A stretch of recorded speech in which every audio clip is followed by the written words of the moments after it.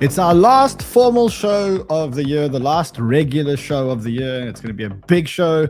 We're going to look at why the Bitcoin price went from 18,388 back to 17,517 after yesterday's FOMC meeting, when we actually got exactly what we thought we were going to get at the FOMC. So I'm going to show you what happened. Also, Kevin O'Leary has officially declared war on CZ Binance, and CZ has responded. And I'm going to show you the war between Kevin O'Leary and CZ. Then I've got some alpha for you about Phantom, about another blockchain, which I think you guys should be looking at. And then we'll maybe say some goodbyes and do some Q&As until I see you guys again tomorrow.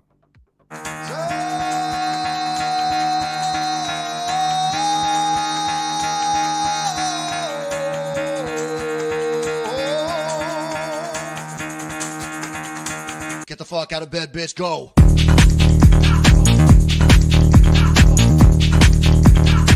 Get up, and then they got go.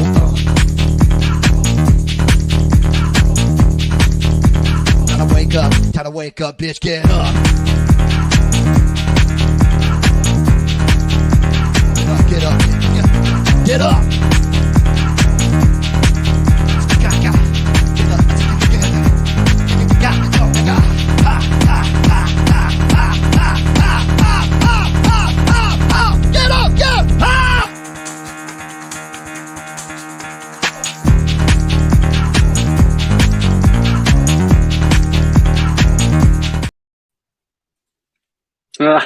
Nice try.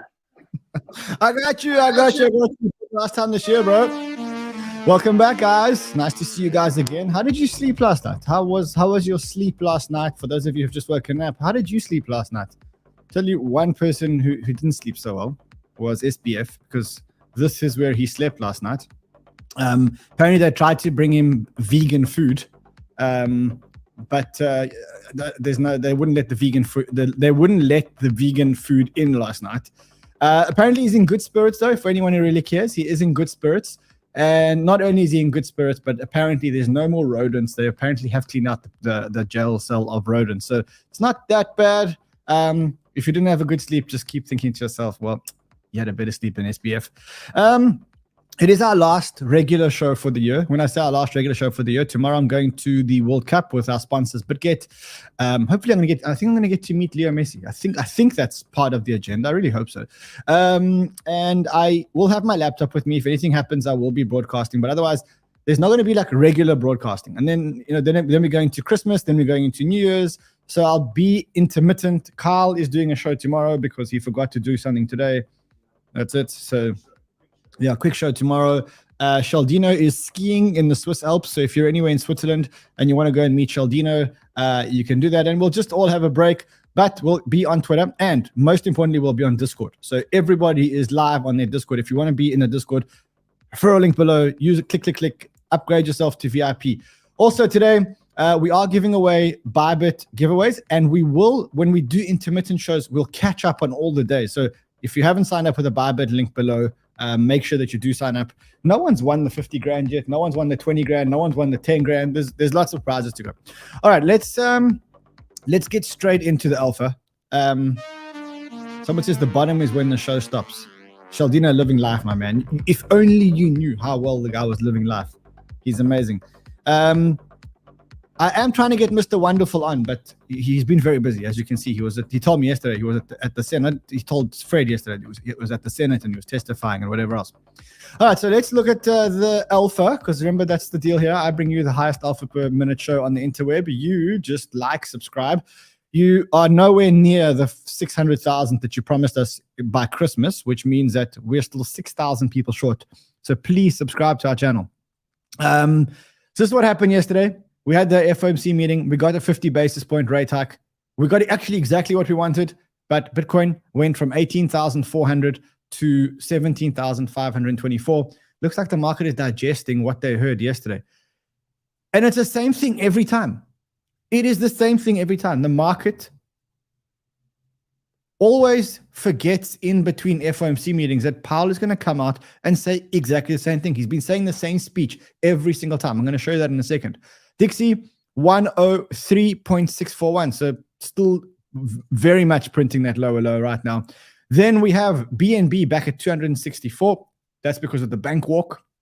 I'll show you what's happening when it comes to the bank walk.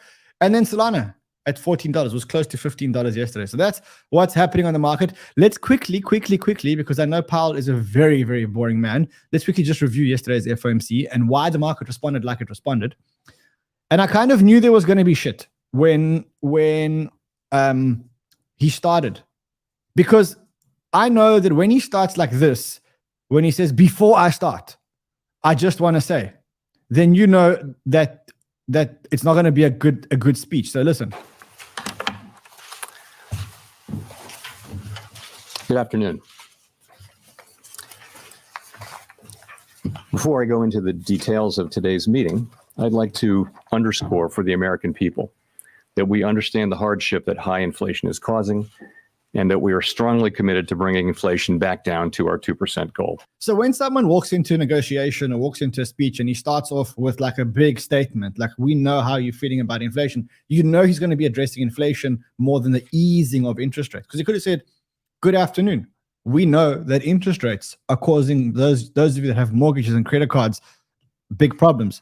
But he didn't say that. He said inflation. So you kind of knew immediately that that's kind of where the whole thing was going to go. Then he spoke about inflation. He says, look, we need to keep tightening because we're not where we need to be. Over the course of the year, we've taken forceful actions to tighten the stance of monetary policy. We've covered a lot of ground, and the full effects of our rapid tightening so far are yet to be felt. Even so, we have more work to do. So he has more work to do. Then he spoke about the positive inflation that we've had, because we have had some good inflation data. Remember, what the it means. 12-month change in the CPI was 7.1%, and the change in the core CPI was 6%. The inflation data received so far for October and November show a welcome reduction in the monthly pace of price increases. But it will take substantially more evidence to give confidence that inflation is on a sustained downward path.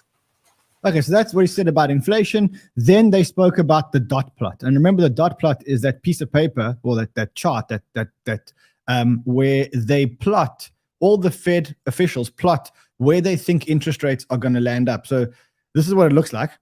And you can see that what they're doing is they say, okay, where do you think interest rates are going to land up in 2023? And they said, okay, 4.25% to 4.5%. Then they say in 2023, where is it going to land up? And you can see that the majority of them say it's going to be between 5 and 5.25. Then there are a whole lot of them that say between 5.25 and 5.5. And then there are a few lone people that say 5.5. And so you can see that they think that the interest rates are going to do this, and they're going to come down like that. And then that's what Powell started speaking about it. I want to show you. Let me show you. There we go. Let's play it from there. Such as housing. It will take time, however, for the full effects of monetary restraint to be realized, especially on inflation. In light of the cumulative tightening of monetary policy and the lags with which monetary policy affects economic activity and inflation, the committee decided to raise interest rates by 50 basis points today, a step down from the 75 basis point pace seen over the previous 4 meetings. Of course, 50 basis points is still a historically large increase, and we still have some ways to go. As shown in the SEP, the median projection for the appropriate level of the federal funds rate is 5.1% at the end of next year, a half percentage point higher than projected in September. So that was the bombshell. The bombshell said that he said that interest rates were going to be 5.1%, which is higher than they forecast in September. So what I want to show you is I want to actually show you what people are thinking that the interest rates are going to be going forward, because what they need to get from 4.25 to 5.15. And so that means that they're going to increase by 75 basis points. So right now, there's a 72.5% probability that in Feb, we'll get a 25 basis point rate hike. So this is right now, it's looking like from now till Feb, it's going to be pretty chilled, pretty safe going. They are, however, also watching PCE. So remember that they're watching PCE inflation, and they think that PCE inflation is going to come up and then actually start coming down. And that's pretty much where it is. Look, let's just summarize it. Yesterday's FOMC was a nothing burger. It was like a nothing burger, nothing we didn't know. Interest rates are going to continue to go up. We know that. They're going to continue to go up until inflation comes down. Inflation is coming down at a decreasing rate. We know that. And I don't know why the market reacted the way that it reacted. Anyway, be that as it may, I think that eventually the market will realize that we have interest rates now starting to pause. There's only 0.75 left to go according to their estimates in the next 12 months. So we'll probably get a 25 basis points in Feb, maybe a 25 basis points in March, and then, well, maybe a little bit of a break. So that's Run the Macroeconomist out for the year. Now let's talk about the war between FTX and the war between Kevin O'Leary specifically and Binance. And let me tell you that these guys are going at each other like crazy. Okay, so started off with Kevin O'Leary's testimony yesterday, where he spoke about how he invested in FTX. I mean, let's just listen to it quickly together. These crypto technologies is astronomical in scale. In August of 2021, nearly 3 years after I started allocating capital to the crypto sector, I entered into it with FTX to be a paid spokesperson. I was paid approximately $15 million for these services, plus approximately $3 million to cover the portion of the taxes due. Of the remaining amounts, approximately $1 million was invested in FTX equity and approximately $10 million in tokens held in FTX wallets. The equity is now most likely worthless, and the accounts have been stripped of their assets and, interestingly, financial records. I've written them all off to zero. Because I was a paid spokesperson, however, I never invested any capital from our partners or LPs in FTX. The capital loss was from an operating company. I mean, so he says, look, I was paid $15 million to represent FTX. We know that. That's a big warning sign for you guys. Because how many times did you see Mr. Wonderful coming on this show and many other shows and telling you how wonderful FTX was? Well, now you know that he was paid $15 million to do that. He's now written off the $15 million. Company that I had 100% ownership in. I'm using my own capital to pursue record recovery of the FTX accounts so I can conduct a forensic audit. The truth of this situation will be discovered by following the transaction trail after obtaining the records. I've applied for membership on the FTX Creditors Committee in connection with the bankruptcy proceedings because I feel obligated to pursue the facts on behalf of all stakeholders and believe my perspective of this situation will be helpful to the other creditor committee members. So that's him in the beginning of his testimony. The next part of the testimony is when he throws CZ Binance under the bus. And this is where you can kind of see that he's overly loyal to FTX. Even though SBF is in prison, he's overly loyal to FTX. Let's listen to this and let's realize where the war is. Why do you believe FTX failed? I have an opinion. I don't have the records. Here it is. These two behemoths that own the unregulated market together and grew these incredible businesses in terms of growth were at war with each other. And one put the other out of business intentionally. Now, maybe there's nothing wrong with that. Maybe there's nothing wrong with love and war. But Binance is a massive, unregulated global monopoly now. They put FTX out of business. So Binance is a unregulated global monopoly that put FTX out of business. And then he went on to testify, to talk to CNBC after this. Let's quickly just listen to it. I think it's worth a quick listen. So growth, we're at war with each other. And one put the other out of business intentionally. Now, maybe there's nothing wrong with that. Maybe there's nothing wrong with love and war. But Binance is a massive, unregulated global monopoly now. They put FTX out of business. Now, lots of other reasons, I'm sure, but that's my personal opinion. That is what Sam Bankman-Fried told me in terms of where the assets went.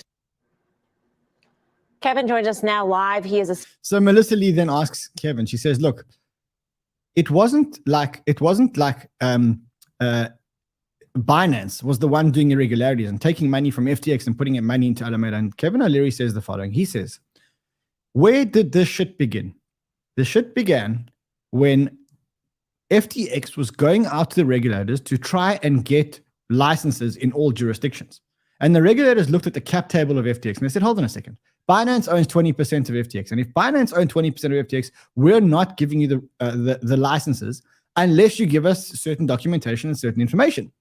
And his claim is that SBF said that CZ wouldn't give them the information that they required. And so they couldn't get licenses because Binance was on a cap table with them. So what do?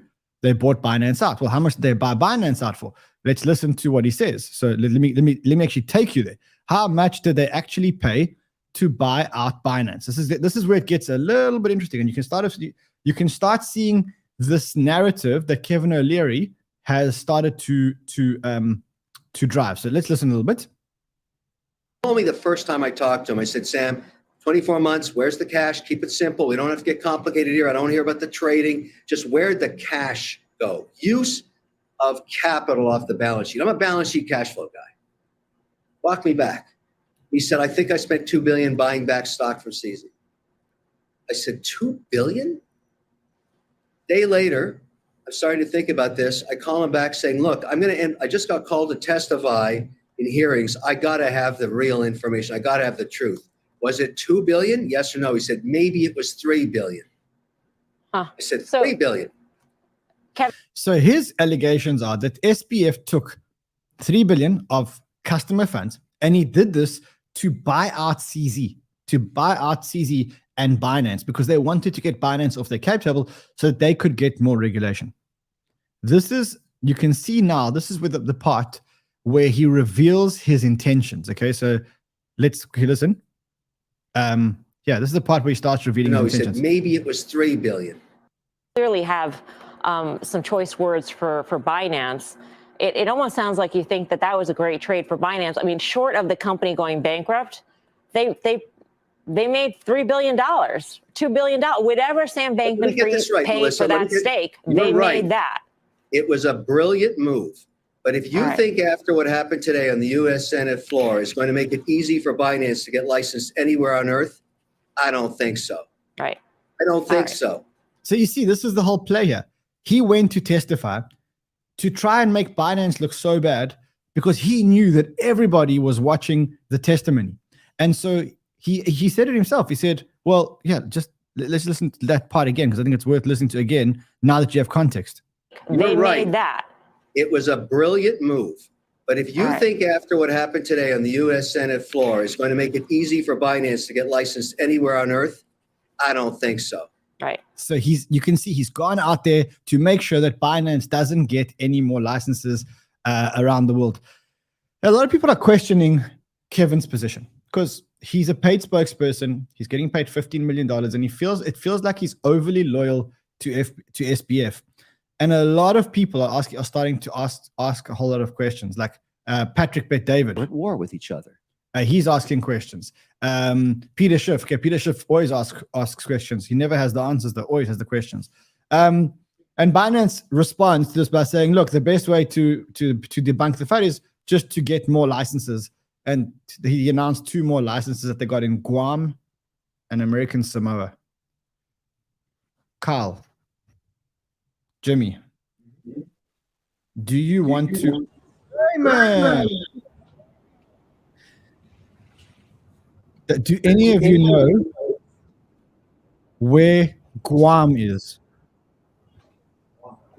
Yeah, it's not far from Hawaii. It actually has nice beaches, and it's good for golfing if you golf. Fantastic. Raymond, you win yourself a well-rolled joint with indica inside. Amazing. Okay, James, do you know from your hands? For $5, do you know where American Samoa is? No. Not good at geography, sorry. Yeah.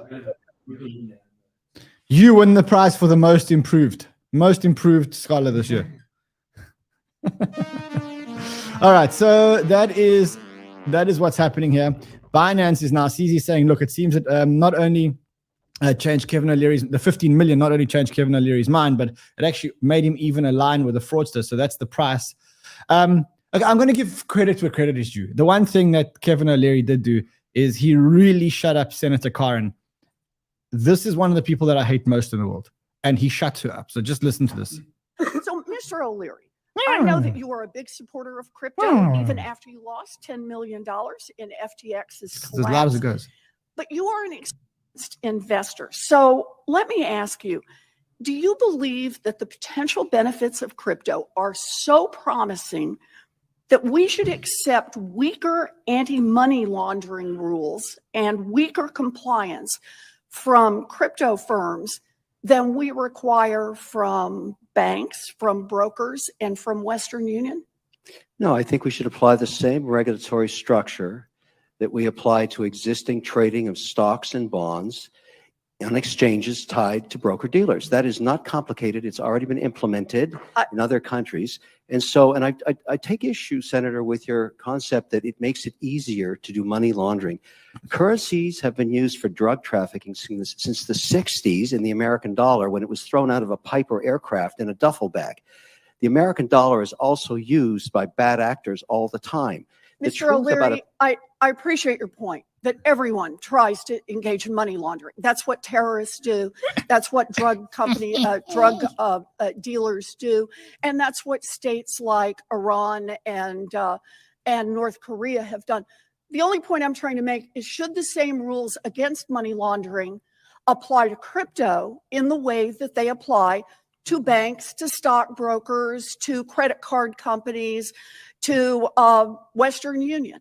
And I think your answer to that was yes. Is that right? No. Mr. O'Leary, you have 30 seconds. Keep your answer short. You're It's 30. not yes. I'm just saying, if you know your client rules on both sides of the transaction and use a crypto such as USDC that is regulated, you solve this problem, Senator. See, even there, he's shilling USDC because he's an investor in USDC. Even, look, Kev's been on our show. We like Kev, but I mean, guys pay to shill. You can see. Same thing with Circle. He's paid to shill. Last time he came on our show, he was shilling his Canadian exchange. I mean, that's how he makes his cash. That's don't hate the player, hate the game. Look, the bad news is that Senator Karin now took the opportunity to introduce a new bill in front of Congress, which is a bipartisan bill to crack down on money laundering, which would make us all expose all our wallets, our non-custodial wallets. And, at face value, this looks pretty scary. It's a very, very, very, very scary bill. I read it today. I don't think you should read it because it's very, very boring. 7 pages of the most boring stuff that you've ever read. And it's a very, very, very scary bill. And she's taking a huge opportunity here she's capitalizing on maximum FUD to try and screw the crypto industry. But don't worry, ladies and gentlemen, don't worry. Don't worry. Tell you why you shouldn't worry. Because we've managed to dig up Elizabeth Warren's track record. In her decade as a senator, she's introduced 315 bills. Only one has been enacted into law. That's a success rate of 0.32%. So really, really, really nothing to worry about. Listen, on another note, I see our research group has sent me a interview with CZ on CNBC. The players that are still out there. So one thing that got it. Full disclosure, I haven't seen it, but we can watch it together. What do you say? Let's watch it together. So the first thing is here, they're saying at 0049, he talks about withdrawals. Let's go listen to because 17 minutes. We can't listen to 17 minutes together. Kind of withdrawals that would put us under any pressure. But that, I think, is a very bold statement to be making. How are people and why should people trust that their money is safe at this point?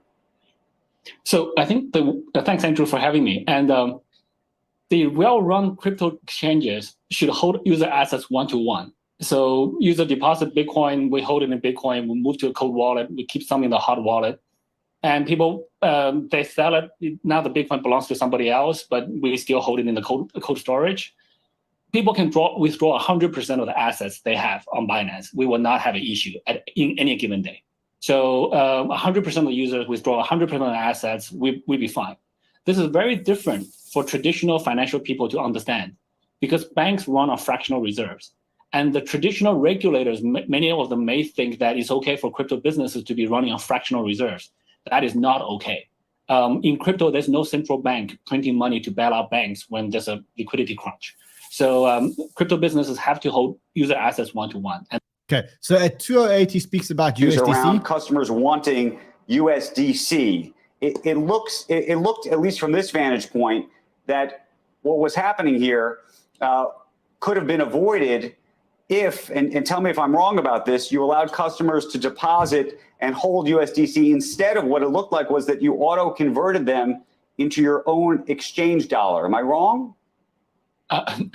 There's a minor corrections. So number one is we do the auto conversion into BUSD, which is not issued by us, which is not the exchange dollar. It's actually issued by a New York DYF licensed entity, Paxos. So the reserves are in New York. It's a stable coin. The problem we had before is we have many different types of stable coins on Binance. And Bitcoin trades against USDC, Bitcoin trades against BUSD and the USDT. There's TUSD, there's a bunch of other things. And it's very difficult for users to find the best price. So we said, okay, they're all stable coins and they should convert 1-to-1. So let's combine all of them into one, so that the users just they want to buy Bitcoin, they go to Bitcoin BUSD. I mean, I think he was more trying to get BUSD dominance and he was doing it at the expense of USDC. And that's the story. But I think we know that already. Let's go to 502, because at 502, apparently they speak about Binance credibility. Disclosed that Binance holds about $60 billion of crypto assets. But thus far, you haven't disclosed your liabilities. And I wonder why that is and whether you will. Yeah, so we are working with the firms to do the audit of financials, liabilities, etc. Very simply, Binance does not owe people money. Binance does not have loans from other companies, from other funds. We just don't have it. You can ask any fund in the ecosystem. You can ask any VC. We actually also do not have VC investments, so we don't owe anybody any money, and we also do not have loans to other people. I think he skipped the question, because I think the assets is what you hold, but the liabilities is what you owe your customers. Let's see if he talks about that. That we depend on for our next payroll. So we are very simple, very self-contained type of organization, and we manage our cash very simply.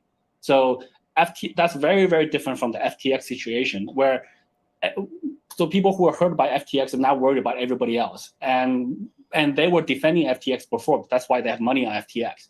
So, but just because they're bitten by one snake doesn't mean that every other animal is the same. So, CZ, you're in a business, obviously. It's not the same, as you pointed out, as maybe a bank, but it does. I mean, it relies on confidence to some extent. And the easiest way would be to publish a real audit by a respected audit firm. Why is that so hard to do? Why is that so hard? So it actually doesn't. In our industry, we don't depend that much on trust. We depend very much on verification. So 2 days ago, people want to withdraw. We didn't have an issue, the USDC thing was fixed in a couple of hours, within an hour when the bank opened, and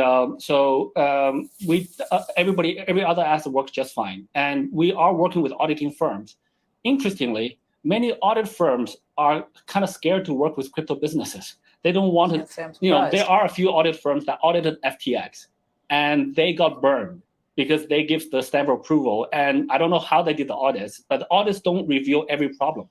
So, no, but an audit from a Big Four auditor would reveal that, CZ. If you could get a Big Four auditor to say that, if you're saying that some of them don't want to work with you, that raises questions too. They don't want to work with you because you don't have the files and the data that would make them feel comfortable signing off and giving that stamp of approval? Actually, many of them don't even know how to audit crypto exchanges. They don't really, when they audit, they're very used to auditing a firm. They don't know how to audit user assets, different blockchains, etc. So I think that capability may or may not be there. But many of the top leading audit firms, they're much more comfortable in the traditional financial space. Let's go to 940 and listen to what he said about the Kevin O'Leary segment. So that's about here. So I haven't seen this, as you know. Yesterday, Kevin O'Leary testified in front of the Senate. The war. And he was asked, where did the money go? Meaning the FTX money. And he suggested that one place that the money may have gone is, in fact, to you. When Sam Bankman-Fried back in the summer of 21, effectively bought out your stake in the company. How concerned are you that money will be clawed back? Are you prepared to hand it back to creditors if, in fact, they were to ask? And was it paid to you in US dollars, in some other kind of currency? Well, first of all, I think Calvin O'Leary, he's making a bunch of nonsense claims, and they don't make sense. They don't make any logic. He shouldn't be making those claims as a celebrity investor. I'm actually very surprised that he's able to omit a lot of different things and make some really specific targeted things. For example, in that interview with you guys, that in the same interview, he said the entire record from his account on FTX, the entire records are gone. He's not concerned about that. He just picks up the phone and calls SBF. He's not concerned about the fact that the platform records for users are gone. He's not concerned about other users. How many people can pick up the phone and call SBF?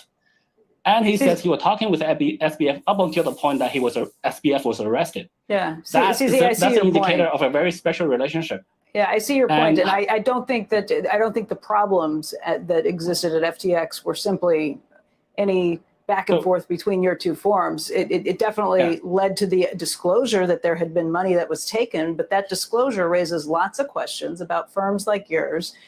Have you done the same? Has there ever been commingled funds? Have you ever taken any of the clients' funds and done anything with them?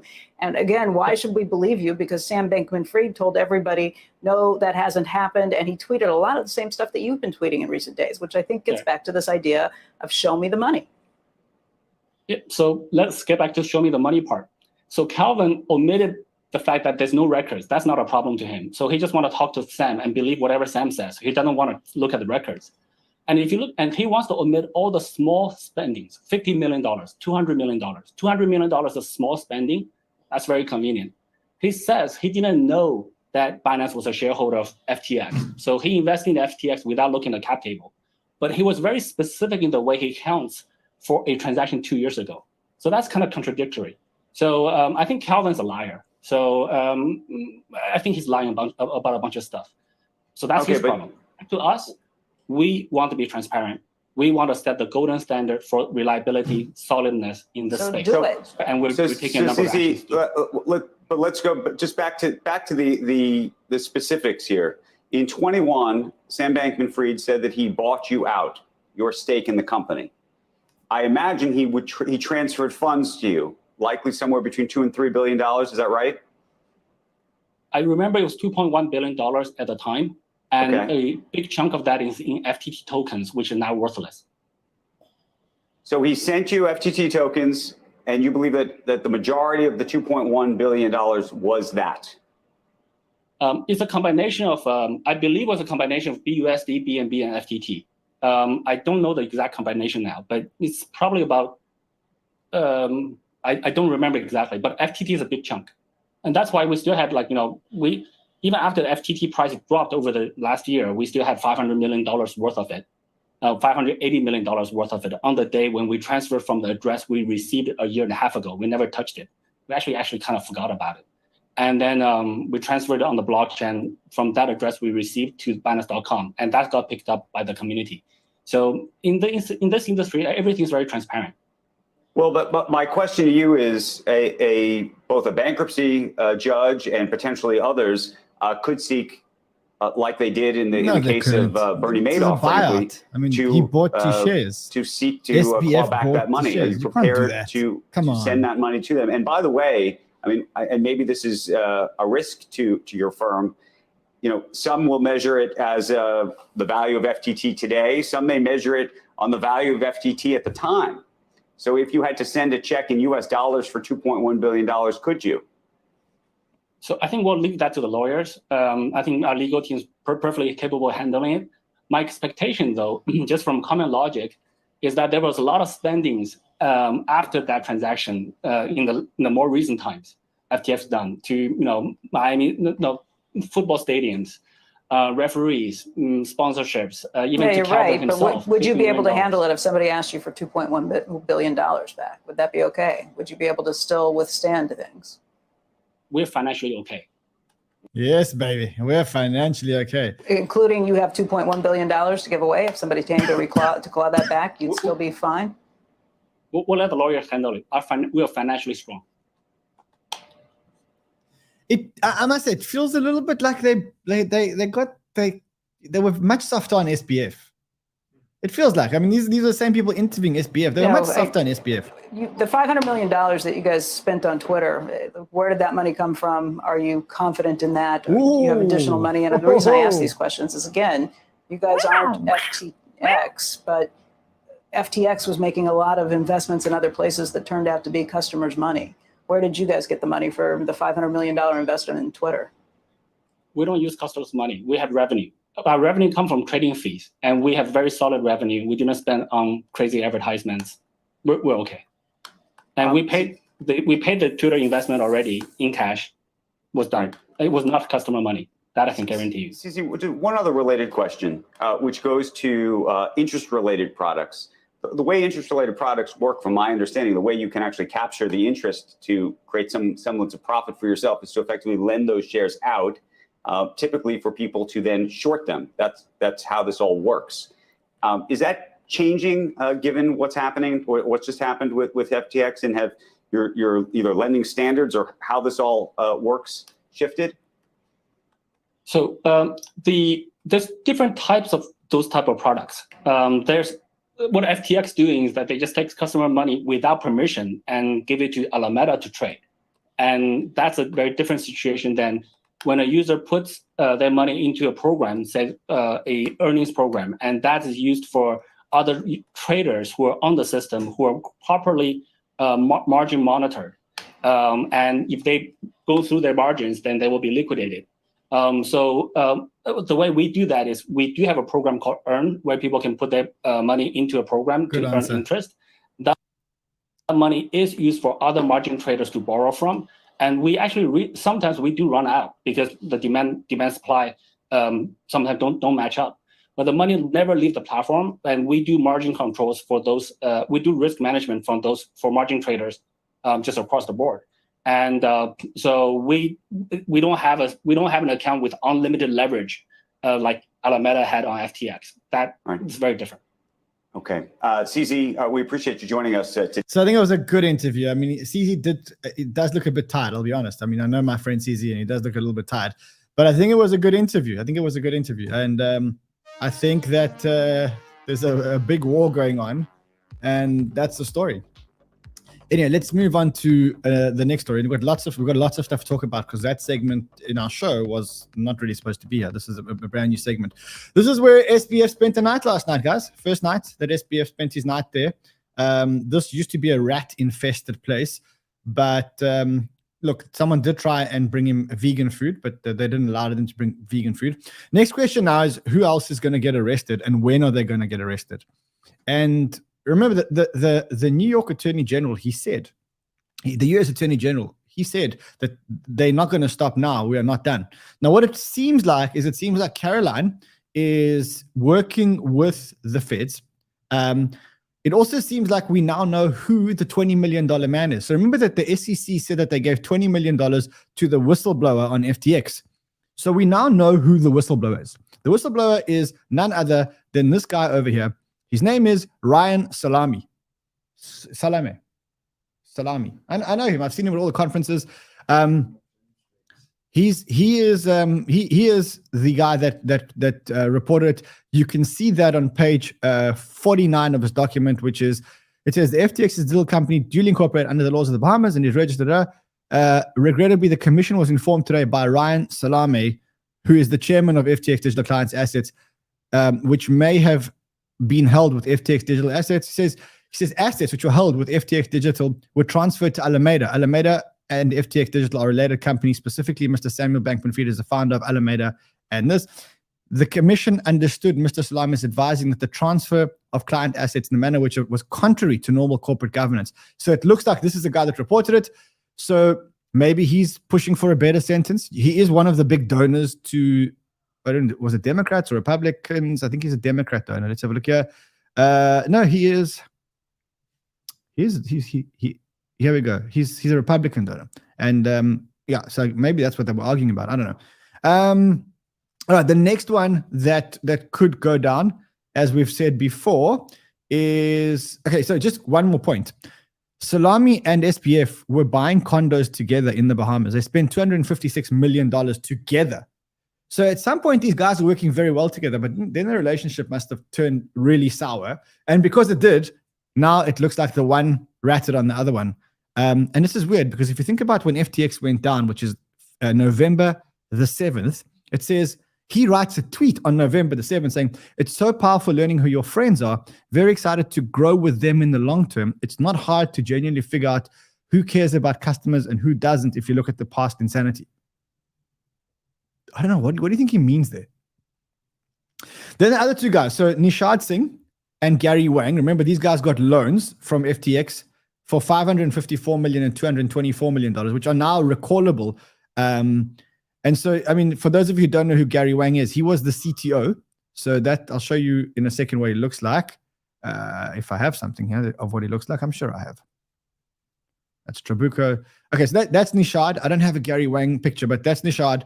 Nishad's also in, and people are now asking who's next to go to jail. Is it Caroline? Is it Nishad? Is it Gary? Is it Dan? Is it the legal advisor Dan? I think that this guy is in a lot of trouble. This is the guy that was behind the big poker scam, Dan Friedberg. So yeah, let's see what happens there. Then let's quickly check on the Binance Bank Walk.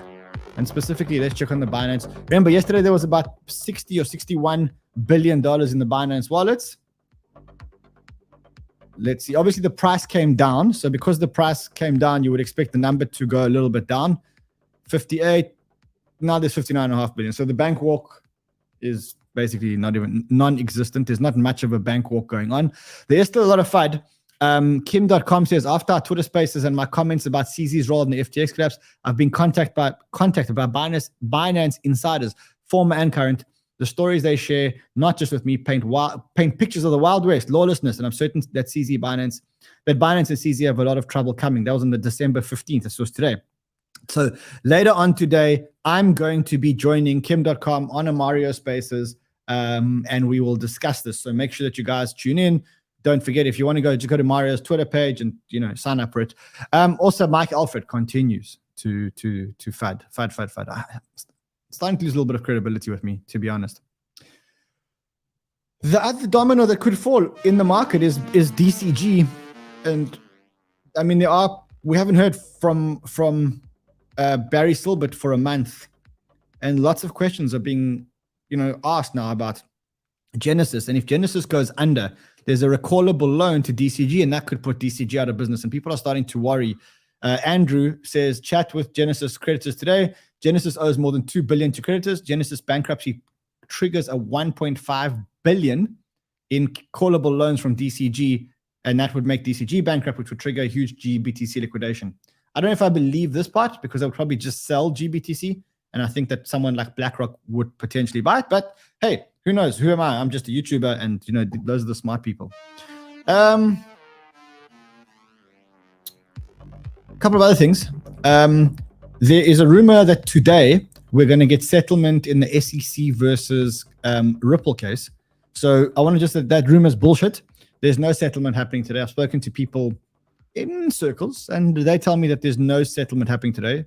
That said, though, Charles did say that if Ripple do settle, it's a catastrophe. Listen to this. I've heard rumors that the Ripple case will be settled December 15th, and we'll just see. And that could have catastrophic implications for the industry, one way or the other. But, you just keep moving forward. Regardless of what happens, it's a decentralized ecosystem that you guys control.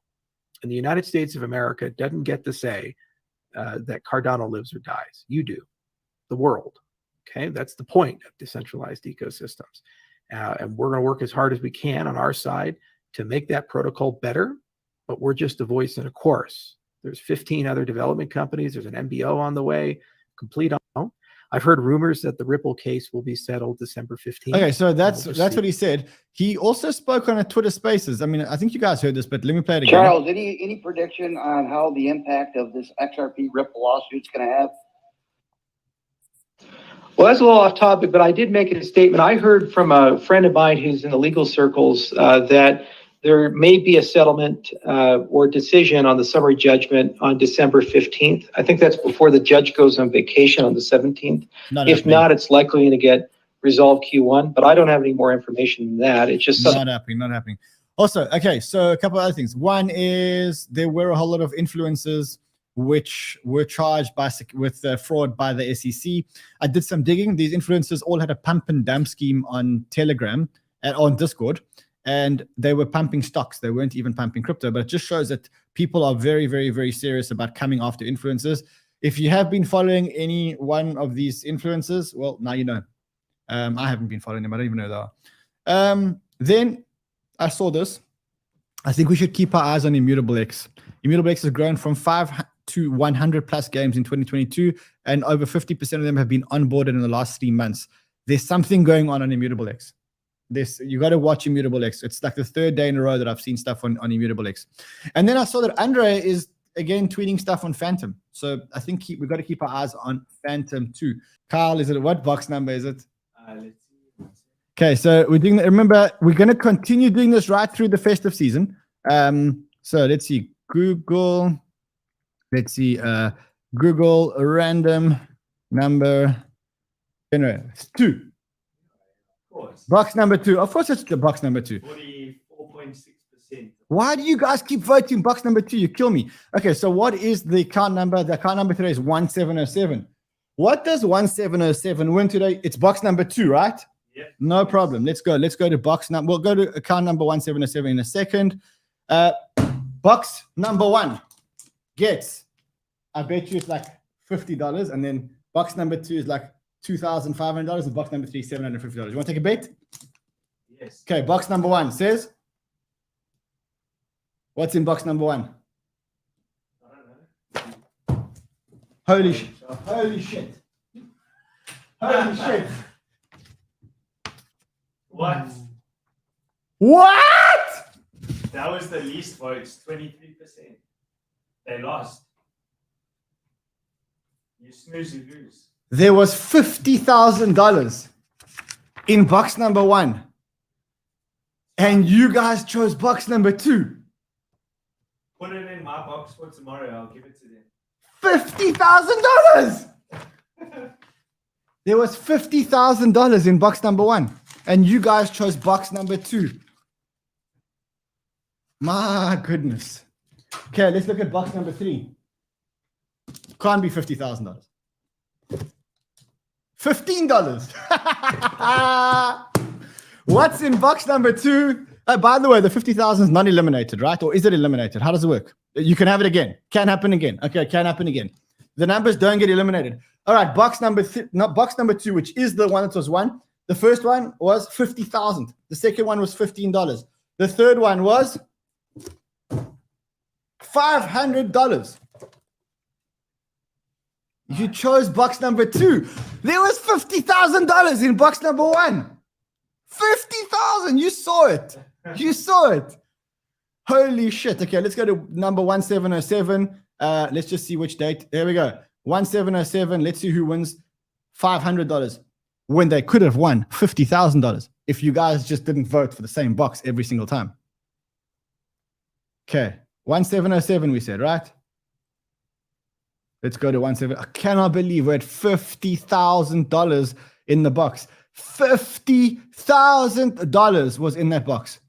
Gee, that could have made someone's Christmas huge. But it doesn't matter. We're going to do it again tomorrow morning. Kyle, you're doing it tomorrow morning. When I do my shows over the festive season, we're going to continue to do it. You want to do it?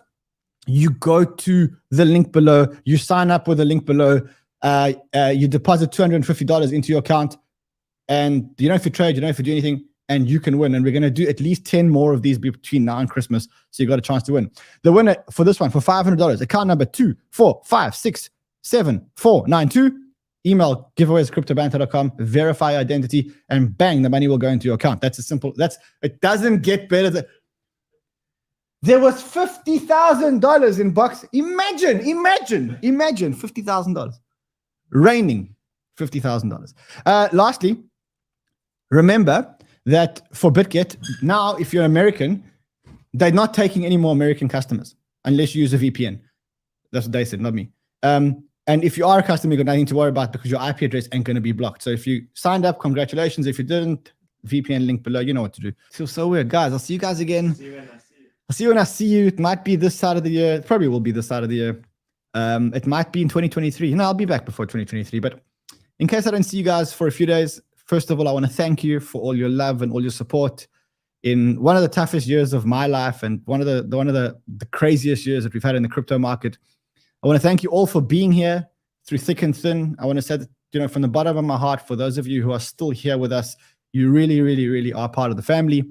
And we appreciate you. We couldn't be part of this without you. And if you want to party with us at Quantum Miami, then just go to the link below, come to the party. We're giving away 250 free tickets. only take them if you were in Miami. As I said, I think this year has been a very, very, very hard year for me personally. I've taken some very big knocks. I've had some highs, I've had some lows, as I'm sure we all have together. And I think we've shared amazing experiences together.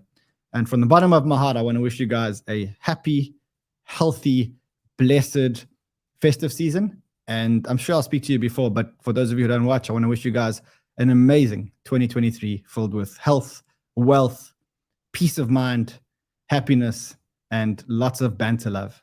See you guys again soon. Until then, trade well, my friends.